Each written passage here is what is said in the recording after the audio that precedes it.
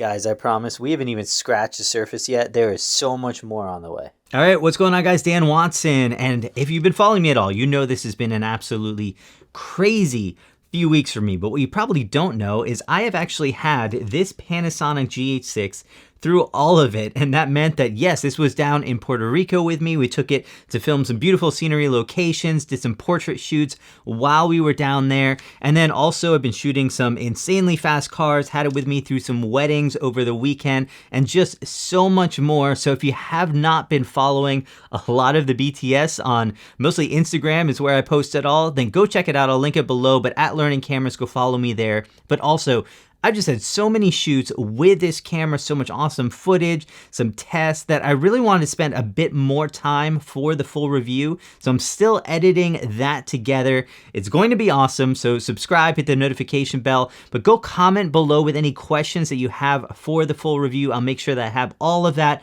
answered for you guys. Plus, this is going to be very real world. So weddings, portrait shoots, cars, scenery, everything like that. This is not just like studio tests. There'll be some of that as well, but all kinds of stuff going on. So there is so much to talk about this camera right now though, with specs and some hands-on impressions. So let's really break down this Panasonic GH6. So I don't really know how else to say it. The specs on this camera, they are insane. The build on this camera, it's insane. The quality of the imagery coming from this camera is insane, and yet it kind of feels like it might not be good enough. And let me explain. So I don't want to start things out sounding too negative, because honestly, this is one of my favorite video cameras of all time. But when I reviewed the Panasonic GH5 II, I talked a little bit about this Panasonic GH6. And if Panasonic throws in a dual ISO sensor, like they've got that kind of sensor in the GH5S, and they finally go full into phase detection autofocus, they could have an absolutely amazing camera. Now, unfortunately, Panasonic didn't take my advice completely, and some of my three big things I wanted to see in this are not on the GH6, but there is still a lot of crazy awesome things going down. So let's break down some of what's new here. We have a brand new 25 megapixel image sensor, no low pass filter on this, and a dual native ISO. We have a higher speed readout on this as well. So actually you're gonna get even less rolling shutter. And already the GH series was amazing with that. We have a brand new engine, 2 times faster, higher resolutions for video, faster frame rates for video. Image stabilization is now even better on this. So when combined with lenses that have stabilization in them, you can get up to 7.5 stops, up from, I believe it was 6.5 stops in the GH5 II. And this is actually a brand new gyro system, so not just an algorithm update either. On the photo side, there is also a 100 megapixel resolution mode for higher resolution images. And I know we kind of talk about this on the video side, but there's actually a few still image improvements as well. Now, that 100 megapixel resolution mode is something we've seen in other cameras. It basically moves the image sensor around slightly and combines multiple exposures for one super resolution image. But one thing that the GH6 does now is it has a much faster readout sensor, so it can actually do this fast enough to pull it off handheld, which is really cool. So let's take a look at the hardware a little bit. So I don't really know how to find anything to criticize with this camera on the hardware side. It is just a really amazing camera and damn near perfection. I mean, basically they combined the best aspects of the GH5, which is this one right here. This is GH5 II, and the S1H, and have kind of created this hybrid camera, and the results are really amazing. It did get larger, so really only in one dimension though. So if you look at these side by side, they're really about the same from the front, but it's the sides where you start to notice things are a little bit bigger. Now the most obvious change, and why it's actually larger than the GH5 II, is that we now have a fan on the back, and it protrudes quite a bit. It's definitely noticeable, but it didn't interfere with the handling at all. And this is going to allow you to shoot unlimited, some pretty crazy resolutions and frame rates without worrying about overheating. I spent about a week in Puerto Rico, and it was about 90 degrees down there, and I didn't have any issues shooting with this camera. And the GH6 actually still keeps its dust, splash, and freeze resistance, even with the fan. So no real downsides here except for that that size increase. You're also going to get a tally lamp on it. You have a time code socket. You have dual record buttons, one at the top, one on the front as well. You have an HDMI Type A port with HDMI 2.1 with support for actually outputting 4K 120 over HDMI, which we'll get to a little bit later. And interestingly, this is a flip screen, obviously, but it also comes with this extra kind of tilt mechanism, which allows it to pop out a little bit more. And that way, when you're tilting the screen, it doesn't interfere with any ports at all. But I actually really like this because if I'm shooting kind of handheld, I like to keep the camera close by me. I was actually able to just tilt this out and keep the camera going right here, and it made for a really comfortable shooting environment. So the card situation is also changing. I think it's an upgrade, but we'll see what you guys think. It is getting a CF Express Type B, which I'm really surprised I actually managed to fit it in this camera. If you know me at all, you know I absolutely love these card types. In case you're not a fan of these particular cards, there's a good reason why the CF Express is here, and you still get your UHS 2 slot, which is great if you just want something you can throw in your MacBook Pro, or that you can buy these cards just about anywhere, whereas the CF Express are a little bit harder to come by. But also some really good news is that you can basically record every resolution and frame rate straight to the SD card. So the only limitations is with a few codec and bitrate limitations, but more on that in a bit. So the battery is also going to be changing. It is basically the same battery, but you're getting the larger 2200 milliamp hour battery from the GH5 which is up from I think 1860 in the original GH5. So your old Panasonic batteries are still going to work. You're just going to get a little bit longer battery life if you're using the new ones that come with this camera. Now, one interesting thing is that Panasonic said there will not be a battery grip option for this camera, which seemed a bit strange because there was on the GH5. I mean, I personally don't use a battery grip very often, but I know a few people that do, so just keep this in mind. I'm not sure if this is something that's going to be limited or if it's just something that Panasonic isn't creating right now. But if you do want to, you can power the camera via USB-C or an AC adapter for external power if you need a bit more battery life. But when it comes to resolutions and frame rates, there are some massive updates here. So let's break things down a bit. And one of the biggest ones is that the GH6 can now record Apple ProRes 422 HQ and standard ProRes 422 in camera at up to 1900 megabits per second. And again, that's one of the big areas where the CF Express card is going to be needed. I know there's a lot of big ProRes fans out there. Apparently you guys have tons of storage, and now this is available at the full 5.7K resolution up to 30 frames per second. So massive updates right there. And if you want to shoot 5.7K up to 60 frames per second, you can do that in long op H.265 at up to 300 megabits per second. Now, once we get into 4K, you do have 10-bit 422 available up to 60 frames per second in all-I, which is going to need that CF Express card, or long op, and that can use all of the different cards on there. In the all-I compression, you get up to 800 megabits per second. Now, if you go into 4K 120, you can absolutely record it. The only thing is it's going to drop it down to 420 10-bit.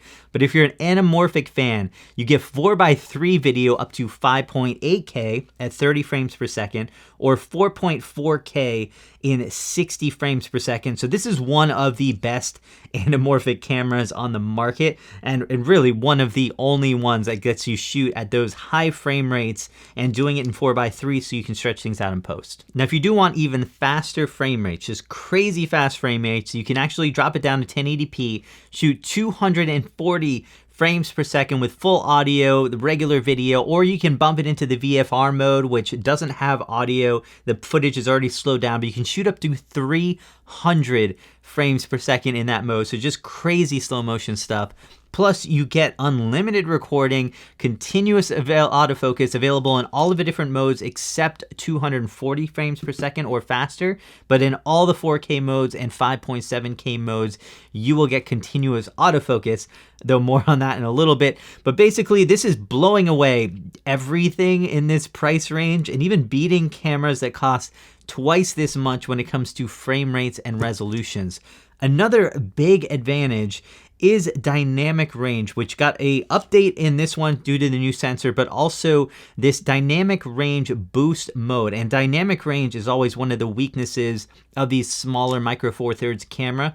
But this dynamic range boost mode, which is basically using the dual gain sensor to create two different frames, one at the base ISO and another at a higher ISO, and combine them like HDR for better dynamic range. And with this, you're actually able to get over 13 stops when you're using this mode.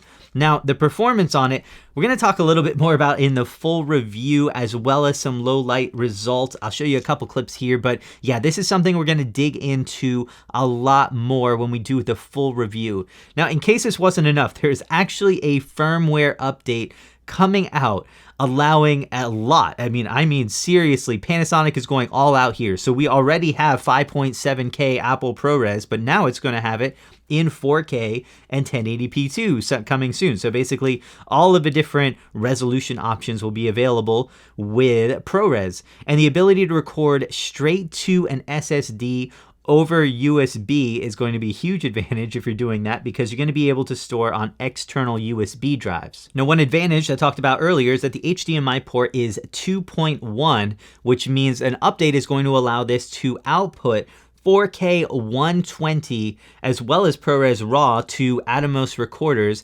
And there are actually no recorders as of now, I believe, that can actually record 4K 120, so nothing you need right now. But via that firmware update, you will be able to output 4K 120 over HDMI 2.1 if the recorder allows it.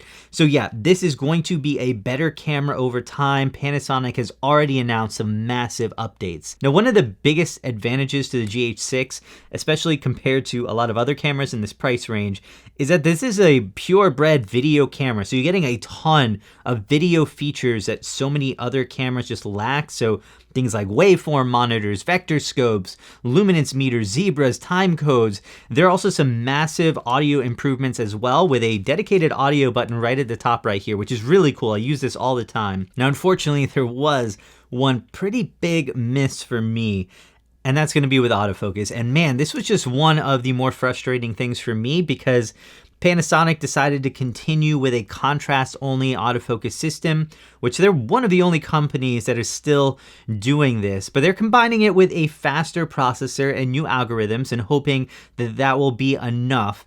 And this is definitely something we'll get into a little bit more in the full review, because there are a bunch of different settings and scenarios for this that work better than others. But honestly, guys, I've been testing this for the past couple of weeks in a lot of different ways. The results have really been a mixed bag for me. When I took it into the studio and used it for some shots in here, I mean, things were pretty good. It would, for the most part, get everything right. But once I started taking it out and doing some real shoots in different environments, and I'll be honest, it was almost heartbreaking, because I love this camera so much, and at least for me, having a reliable autofocus system was such a game changer. And one of the things I really hoped that after 5 years of waiting since the GH5 was going to be fixed in this camera, and it would finally get phase detection autofocus for better tracking and hopefully less hunting. Unfortunately, it isn't here. I was having very inconsistent results at best. Now, with people, it definitely seems to take a bit longer than other cameras to find the face and eye, but it does have face and eye tracking. And in good light, it seemed to hold the face and eye pretty well as long as they were within a acceptable range. But then other times it would randomly shift in and out and struggle to figure out what to look at. And so when it works, it was okay. But it's definitely not dependable enough to rely on, especially when you compare it to other systems and companies that are on the market that have extremely reliable autofocus systems. I'm actually recording this in autofocus right now, and most likely it will never miss the entire video. And also in dark situations, this is just about unusable there. In fact, continuous autofocus doesn't work at all if the meter shows under 1 2/3 stops. Like, it literally would just change the AF mode on you from AFC to AFS, both in photo and video modes. So there were a lot of situations I normally shoot at like 6400 ISO, and continuous autofocus was just not possible for me in both photo and video modes. So yeah, I would say it's probably the fastest Panasonic camera, and thus handles point to point pretty well. Contrast-based systems are very good with this, but it's so inconsistent in AFC and some of the performance issues in lower light. I mean, given how good other camera systems have become, this was definitely a major letdown for me. Now, a lot has changed in the past 5 years. I mean, 5 years ago, full frame cameras just couldn't pull off the frame rates that the GH5 could. And even if they could do it, they didn't have a lot of the cinema features and video features that the cameras had. If you wanted to get those, you had to go buy these $10,000, $20,000 cinema cameras. But a lot has changed in 2022. We have a lot of full frame mirrorless cameras that can pull off 4K 120 and even 8K in full frame with a ton of video features. Obviously, they're doing it at a much higher price, but it's a little bit more within reason, between $3,000 and $5,000. So now one of the biggest compelling reasons to get the GH6 is the price, the fact that it is under $3,000. So if you're in the market for a sub $3,000 camera, if you can live without the most amazing and reliable autofocus system, man, this camera is just impressive in so many ways. It has amazing hardware. The features are great. Being able to shoot anamorphic is really cool, and just overall, this is just one of my favorite cameras on the market. Unfortunately, why I've kind of harped so much on autofocus is because I wonder if a lot of these sub $3,000 camera buyers prefer to have autofocus more than maybe some of those video features. So those are some of the questions that I'm going to be answering a little bit more in the full GH6 review. Drop any questions that you guys have about these camera into the comments below. We're going to compare dynamic range between these cameras and low light and all kinds of fun stuff. There are some crazy awesome shoots that I've been doing with this camera, so it's going to be a whole lot of fun. In the meantime, I appreciate the like. If you haven't hit sub yet, go ahead and turn on those notifications. And now's an awesome time to make sure if you're hanging out with me on Instagram, because I have all this BTS goodness coming out right there. If you have any questions on the GH6, let me know, and I'll see you soon in the next video.